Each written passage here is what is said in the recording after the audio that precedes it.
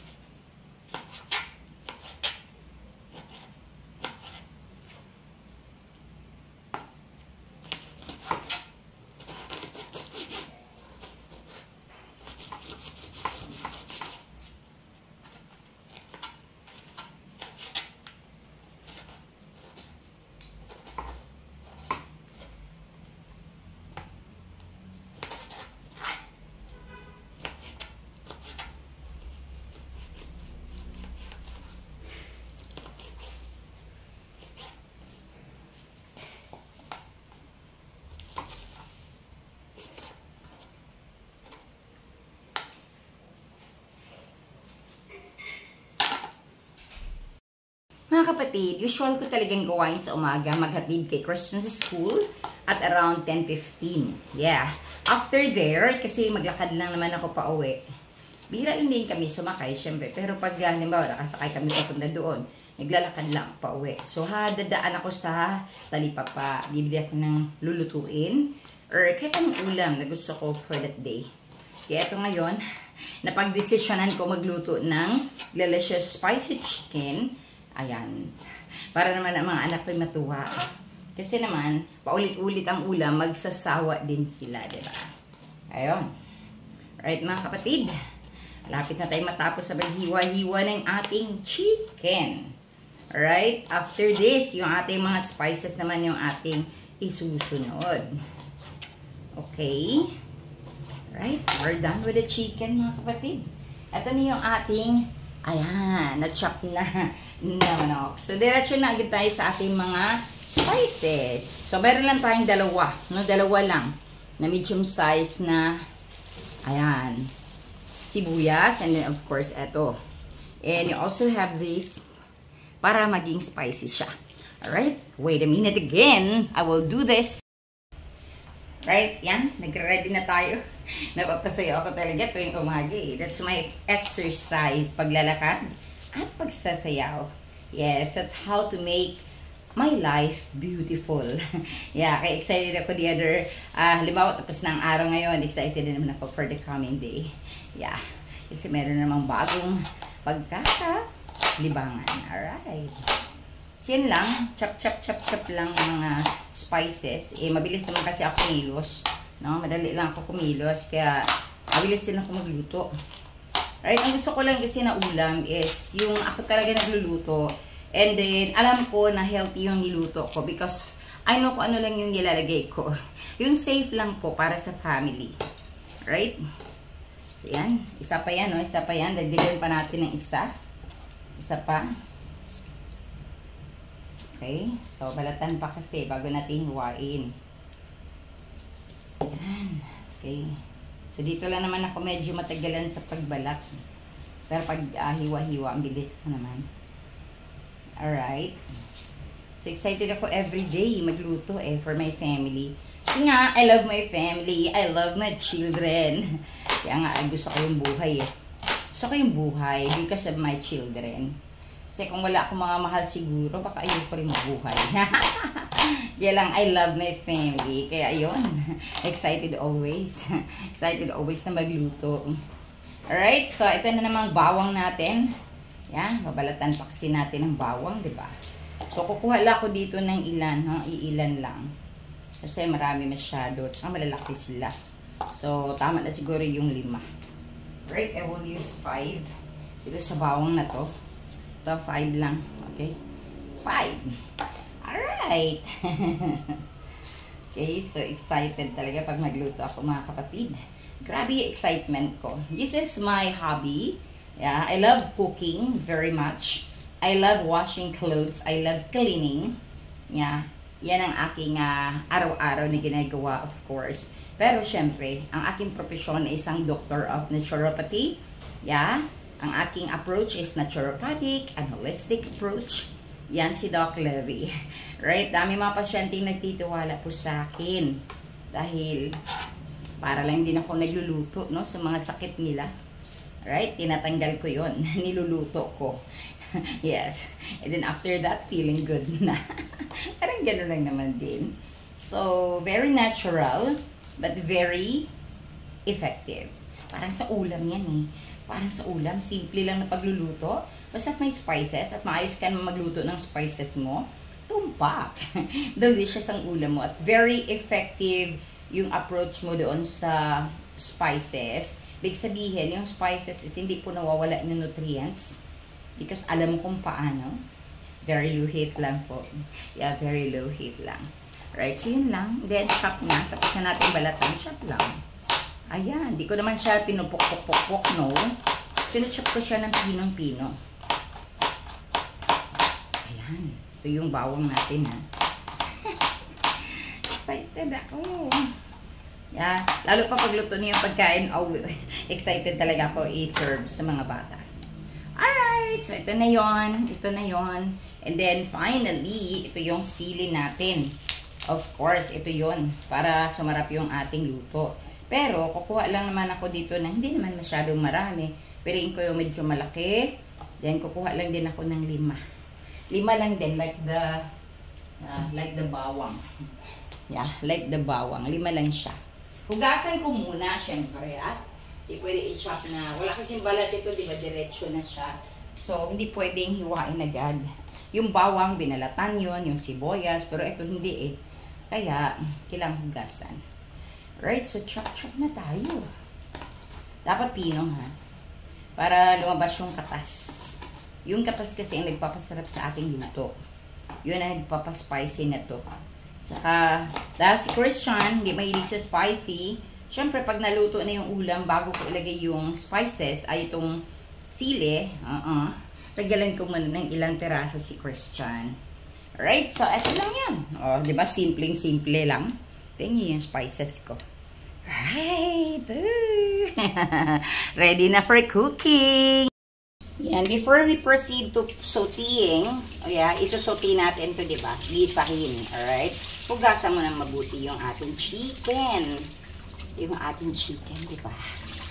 Right. So, 3 beses yan. Yan, 3 beses para malinis. Tsaka matanggal yung mga excess blood. Ayan, patuluin din. Siyempre, kasama natin ihanda yung ating pepper. Siyempre, starting ang pepper always, no? And we also have here, ano pa ba? Salt. Yan lang naman, pepper and salt. Yan lang talaga ang panimpla ko. Alright, let's start. Ayan. So, lagyan na natin yan. Kuha muna ako ng panandok. Yeah, panandok muna para ng halo-halo. Right, when I'm using any like this, gagamit talaga ako ng kahoy. Okay, kahoy na panandok. Right, so pag natuyo na to, ready na ilagay yung ating mantika.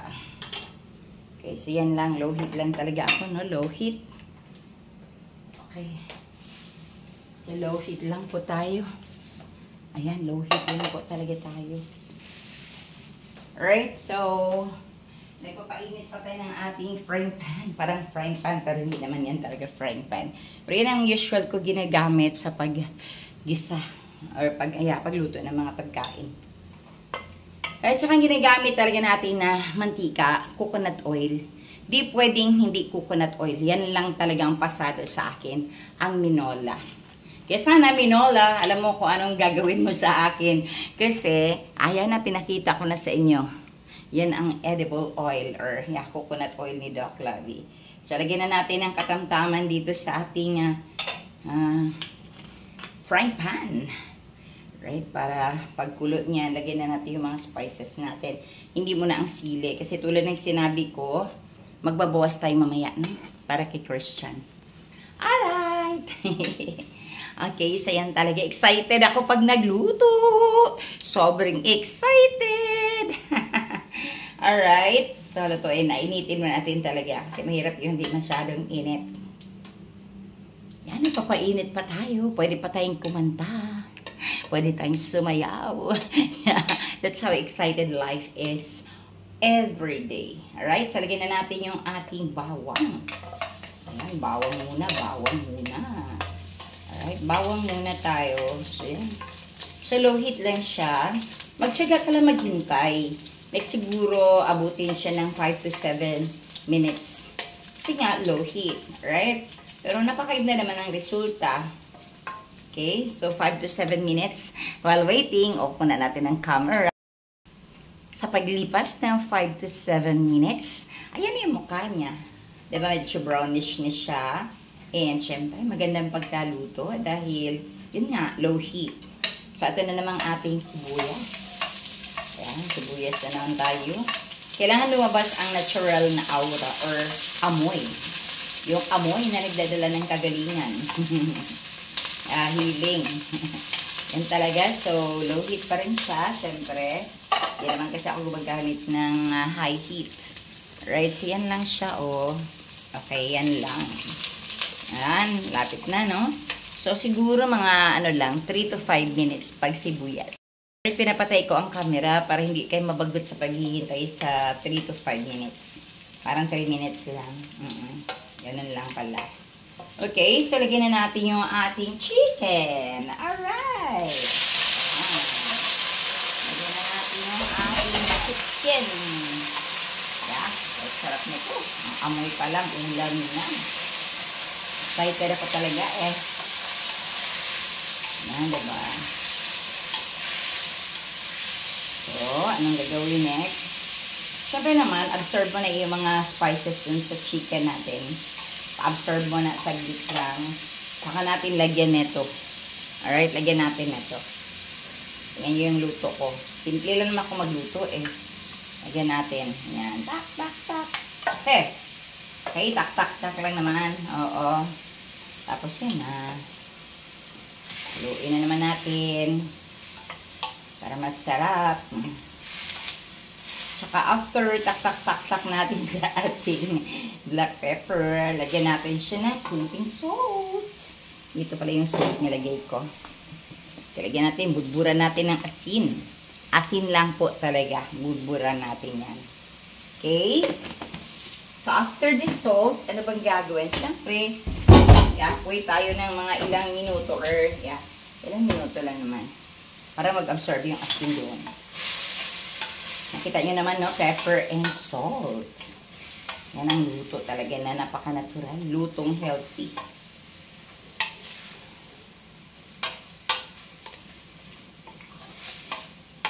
Ayan, lapit na siya. Lapit na. Tingnan yung ating manok. Ayan, ayan yung ating manok. Diba? So, ayan.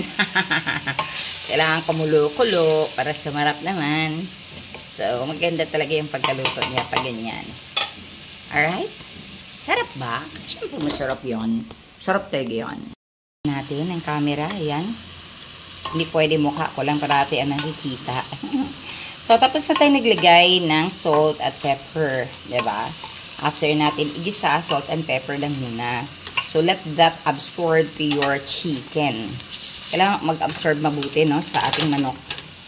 Kaya napakalit kasi ng stove natin. Alright, so yan lang. Pag nag-absorb na yan, ayan, nakita mo, medyo lumabas na yung katas. Sarap-sarap na yan. Okay, so yan. Lagyan natin ng konting tuyo. Tuyo ha, tuyo. Ito sauce. Tuyo. Alright, lagyan natin. Ayan, nilagyan ko na. After the tuyo, lagyan naman din natin ng ganito rin. Pareho lang naman sila ng brand. Alright? Kasi ito yung paborito pag walang yung natural talaga. Oo, natural na suka. Ayan, lagay na natin. Ganyan.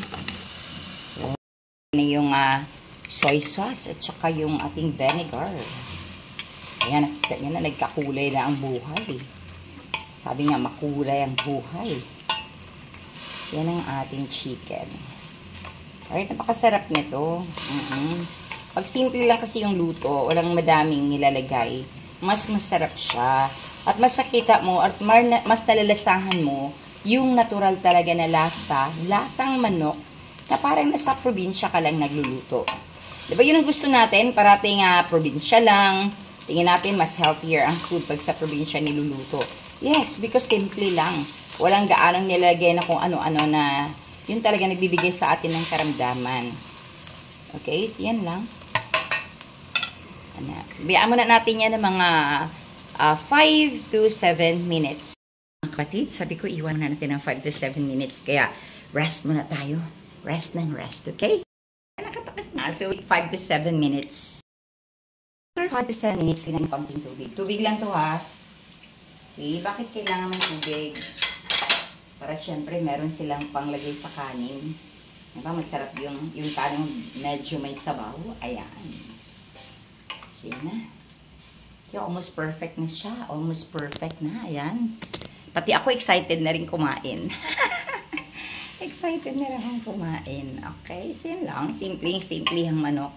Para ka nang nagluto talaga dun sa inyong tahanan sa bukid or probinsya. After ko matanggal ang kay Christian, ibubudbud na natin yung ating chili. Right! Ayan o. Naku. Oh, tingnan nyo naman. Nandiyan na nabudbud na yung ating chili, diba? Sus, naku. Sarap na nito. Naku, yun lang naman hinintay natin na mag-absorb dun sa soup. Dahil napakasarap na talaga pag spicy yan. Masasabi natin deliciously.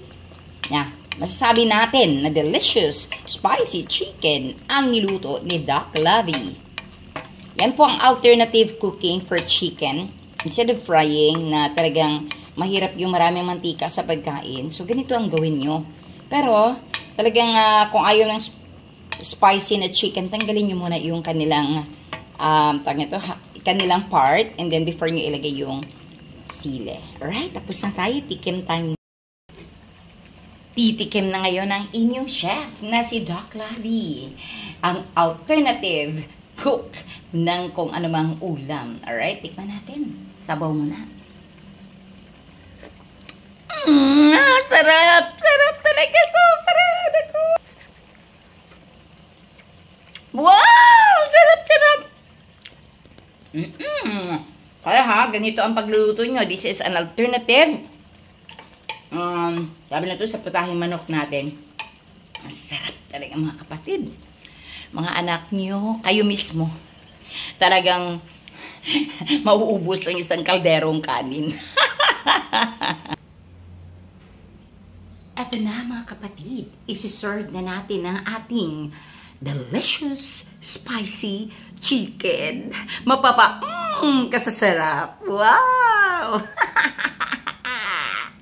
Simple at natural, oh. Wala talaga mga patong-patong na kung anong dekorasyon. Tanong ko, makakain din dekorasyon? Ito na yung makakain natin. Ang sarap talaga. Wow!